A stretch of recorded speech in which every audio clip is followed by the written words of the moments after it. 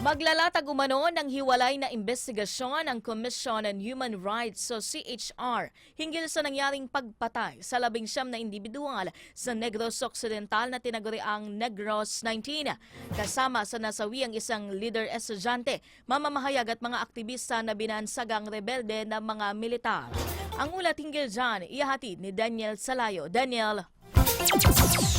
Yes, ani inanunsyo ng Commission on Human Rights kahapon na magsasagawa ito ng independent investigation patungkol sa pamamaslang ng Philippine Army sa 19 na katao sa Negros Occidental noong April 19 dahil sa inconsistency sa pagkakakilanlan ng mga ito. Kasama pinatay ang estudyante at aktivistang si Elisa Alano, community journalist Argel Ledesma, at mga Filipino-American activists na sina Lyle Prejoles at Kai Sorem. Ayon sa CHR, naninindigan ng Armed Forces of the Philippines na pawang miyembro ng New People's Army o NPA ang mga nasawi. Kaliwas sa sinasabi ng mga organisasyong ilan sa mga ito ay nagsisilbi lamang sa komunidad kaya dapat beripikahin ang dalawang panig. Iginiit din ng CHR na sa ilalim ng International Humanitarian Law o IHL, dapat alamin ng mga panig kung sino ang kalaban at mga sibilyang dapat na protektahan.